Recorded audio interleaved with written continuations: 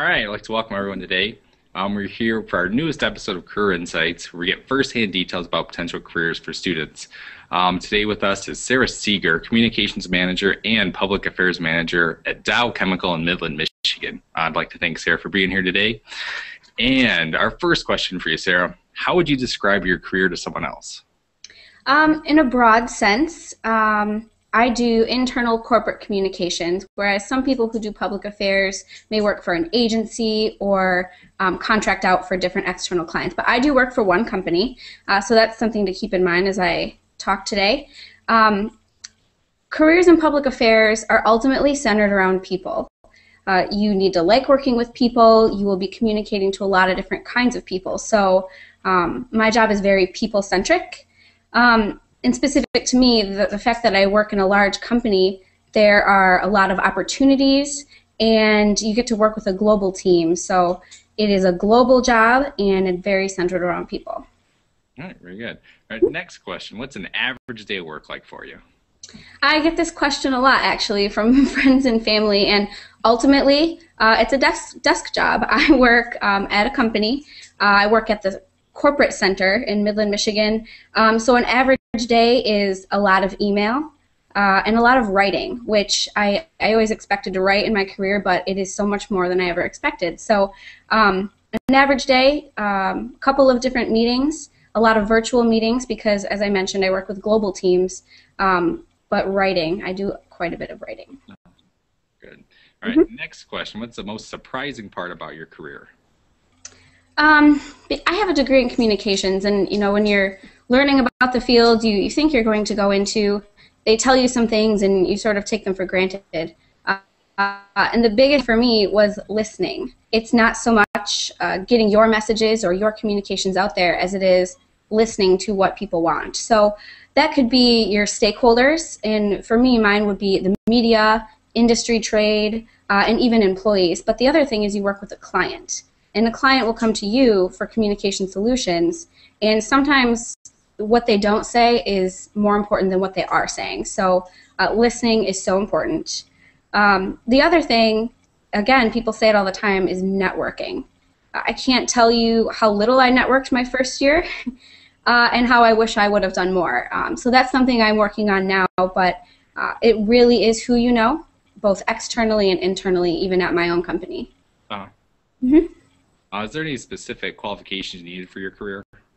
A bachelor's degree, of course. I have a bachelor's in communications, but some schools actually offer a degree in public relations. Or actually a lot of journalism majors wind up in public affairs, ultimately, kind of on the other side of the media story. And writing. Writing is so important. You need to write in a simple way.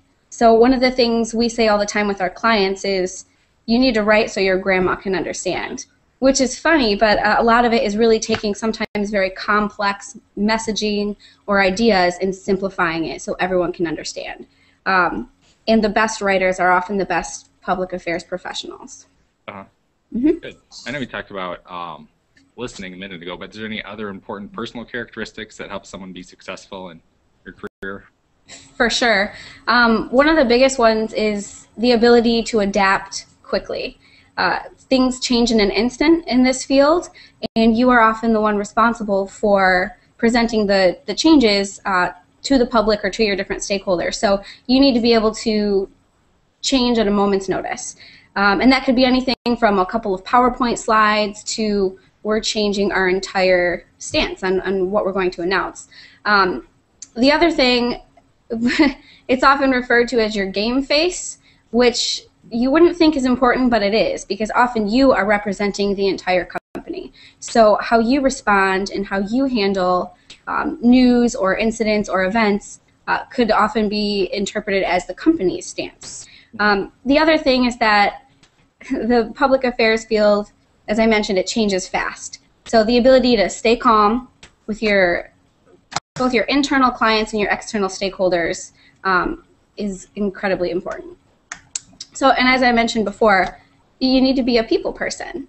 There's a lot of different personalities that you will encounter, and you need to find a way to successfully work with just about everybody. So, it's a big one. Yeah. And one last question. Are there any words of advice you would give to students who are considering that career field? Yes. I've mentioned it a couple of times already, but writing. I do a lot of writing in AP style since I do media releases. And keep that AP style book handy and become a very strong writer. It will take you very far. The other thing I would say, stay up to date on technology, which, a lot of times people come to the communications person because they've heard of something neat that they want to try, and you need to have at least a working knowledge of anything that your client may want to use. So I think that's really important. You need to be the leader for them in technology. Oh, great. All right. Well, thanks, Sarah, so much for your time. And in watching, be sure to check back to our next episode of